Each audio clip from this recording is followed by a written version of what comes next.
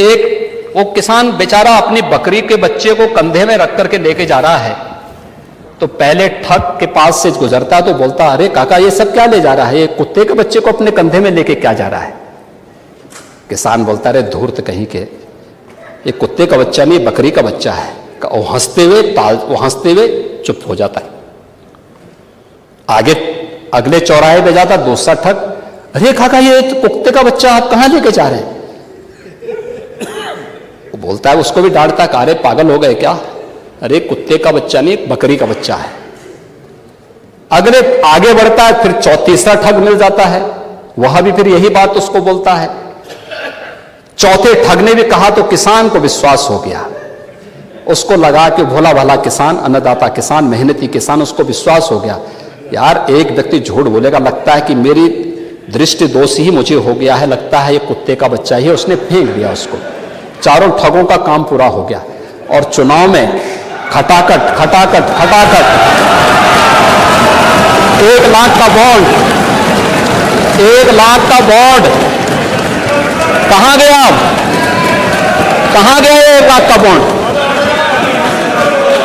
1 लाख का बॉन्ड। और मैं इसीलिए कह रहा हूं, शिवपाल जी भाग गए यहां से, लेकिन मैं कह सकता हूं खटाखट नहीं, 27 में सपा चट के लिए तैयारी रहेगी।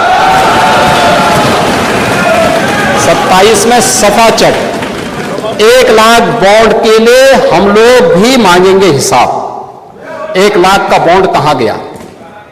और मैं तो आप सबसे कहूंगा, एक बार जाइए जनता जनार्दन के सामने, पूछिए उनको कि भाई 1 लाख का हिसाब मांगे इन लोगों से, पैसा गया कहां, कौन खा गया, खाने वाले लोग कौन है 1 लाख का। दूसरा संविधान का गला घोंटने वाले लोग कौन थे। और कहते हैं कि मोदी जी तीसरी बार आएंगे तो संविधान समाप्त कर देंगे। मोदी जी तो 10 वर्षों से हैं। बाबा साहब भीमराव अंबेडकर जी का जितना सम्मान मोदी जी ने किया, पंच तीर्थों का निर्माण किया, बाबा साहब भीमराव अंबेडकर के जन्म स्थल मऊ मध्य प्रदेश में भव्य स्मारक का निर्माण किया। बाबा साहब भीमराव अंबेडकर से जुड़े हुए, जहां उन्होंने अपने उच्च शिक्षा अर्जित की थी, इंग्लैंड की उस मकान को खरीद करके अनुसूचित जाति के बच्चों के लिए हायर एजुकेशन के लिए स्कॉलरशिप की व्यवस्था की और उसके लिए इंडिया हाउस के रूप में उसे स्थापित करके इसको बाबा साहब भीमराव अंबेडकर का एक स्मारक इंग्लैंड में भी बनवाया और स्कॉलरशिप की व्यवस्था की। ये मोदी जी के कारण हुआ। बाबा साहब भीमराव अंबेडकर ने अपना सार्वजनिक जीवन दिल्ली के अंदर जिस मकान में रह के किया था, उससे बाबा साहब भीमराव अंबेडकर का स्मारक बनाने का काम मोदी जी ने किया। बाबा साहब भीमराव अंबेडकर ने सामाजिक व्यवस्था के खिलाफ बौद्ध धर्म यानी दीक्षा जहां नागपुर में जिस स्थल पर ली थी, उसे भव्य स्मारक बनाने का काम मोदी जी ने किया। बाबा साहब भीमराव अंबेडकर की चैत्य भूमि मुंबई को भव्य स्मारक के रूप में स्थापित करने का काम मोदी जी ने और भारतीय जनता पार्टी की महाराष्ट्र की सरकार ने किया।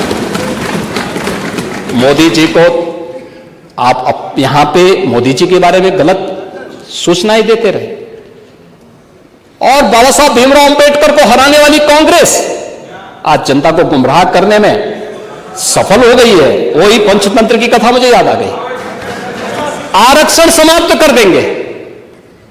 आरक्षण, मैंने तो आपके सामने एक झलक प्रस्तुत की। आपके समय ओबीसी के जितने छात्रों की, समाजवादी पार्टी के समय जितने भी नियुक्तियां हुई हैं, 27% भी उसमें आरक्षण नहीं मिला है। 27% भी, किसी भी नौकरी को आप उठा करके देख लीजिए, मैं दावे के साथ कहता हूं 27% भी ओबीसी के छात्रों को नौकरी नहीं मिली। पिक एंड चूज होता था। क्या ये सच नहीं? आज जिस तहसीलों की आप बात कर रहे हैं, यहां पर भतीजा और चाचा की एंड कंपनी वसूली के लिए निकली थी और लेखपालों की तैनाती उस आधार पर हुई थी। आज तो नहीं है। आज तो हमने 5500 लेखपालों की तैनाती दी है। एक भी जगह कोई उंगली नहीं उठा सकता, कोई नहीं उठा सकता। जब ये नौजवान जाएंगे, एक ट्रांसपेरेंसी आएगी। आप अंतर बोल देना, पढ़ लीजिए, आप उसके बाद बोल लें। हाँ, अब बोलेगा, मैं आपकी बात को सुनूंगा। लेकिन मैं केवल ये बोलना चाहता हूं कि आप लोग ये पंचतंत्र की कथा को क्यों दोहराने का काम कर रहे हैं? कथा फिर से पूरी नहीं होने वाली है। याद रखना, हमारी सरकार में मैंने लोक सेवा आयोग के आंकड़े आपको दिए हैं और मैं फिर दावा ठोक करके बोलता हूं, 27% नहीं, हमारी सरकार में जो तैनाती हुई, नियुक्तियां हुई हैं, किसी भी पद पर हुई हैं, SC, ST, OBC कि अगर आप नियुक्तियों की बात करते हैं, मैं कहता हूं ये 50% नहीं, 60% से अधिक नियुक्तियां प्रदेश के अंदर हुई। 60% से अधिक नियुक्तियां हर एक स्तर पर हमने की हैं और ये सुनिश्चित किया है एक प्रदेश के किसी नौजवान के साथ धोखा नहीं होना चाहिए। धोखा कोई करेगा उसकी नौकरी को उसी दिन हम लोग लेने का काम करते हैं। जेल के अंदर पूरी निर्ममता के साथ उसको ठूसने में भी कोई कोताही नहीं बरतते। आपको बुलडोजर से डर लगता है, लेकिन यह निर्दोष के लिए नहीं है, उन्हीं अपराधियों के लिए है जो प्रदेश के नौजवानों के भविष्य के साथ खिलवाड़ करते हैं, जो प्रदेश के व्यापारी और बेटी की सुरक्षा में सेंध लगाने का काम करते हैं, जो प्रदेश के अंदर अराजकता पैदा करके सामान्य लोगों का जीना हराम करते हैं। मेरा दायित्व बनता, मैं यहां नौकरी करने नहीं आया हूं, कतई नहीं। मैं यहां पे इस बात के लिए आया हूं कि अगर वो करेगा तो भुगतेगा भी फिर, और इसीलिए मैं यहां पे आया हूं कि हम लोग उससे लड़ेंगे। ये लड़ाई हमारी सामान्य लड़ाई नहीं है, ये प्रतिष्ठा की लड़ाई भी नहीं है। मुझे प्रतिष्ठा प्राप्त करनी होती तो मुझसे से ज्यादा प्रतिष्ठा अपने मठ में मिल जाती है, कोई आवश्यकता नहीं मेरे लिए। लेकिन इस प्रकार के गुमराह भरे तथ्यों को लेकर क्या बातें हैं आप लोग बोलते हैं, इस प्रकार के अनावश्यक बातों की तरफ आप ध्यान कर, आप इस प्रकार की चर्चाएं करते हैं। लेकिन मैं कहना चाहूंगा, और अंत में मैं केवल एक ही बात कहना चाहूंगा, एक काट की हंडिया बार बार नहीं चढ़ने वाली है, तो उसका समय पूरा हो गया है, पूरा हो गया है, अब नहीं चलने वाला है। और इसीलिए हम लोग तो इस बात के पक्षधर हैं, और वह ये मैं फिर भी आपसे कहूं, आप लोगों से कहूंगा, आपसे नहीं, आप तो बड़े बुजुर्ग हैं, वयोवृद्ध हैं, पूरे मैं दोनों पक्षों से कहूंगा कि पांडे जी जैसे लोगों को सम्मान मिलना ही चाहिए, क्योंकि वो पीढ़ी लगभग अपने ढलान की तरफ है और मुझे लगता है उन्हें हर प्रकार का सम्मान मिलना चाहिए। लेकिन हम लोग जो भी योजना बनाते हैं यह धरती पर पांव रख करके बनाते हैं, व्यवहारिक जगत का। मैं आपकी बात को इसलिए सुन रहा था, मैंने एक दो बार आपको डिस्टर्ब इसलिए नहीं किया क्योंकि मैं जानता था कि आप जमीन पर रह करके सारी बातों को यहां व्यवहारिक स्तर पर बोलते हैं। और इसीलिए मैं कहूंगा कि एक पांव, जो अटल जी ने कहा था, एक पांव धरती पर रखकर ही बावन भगवान ने आकाश पाताल को जीता था।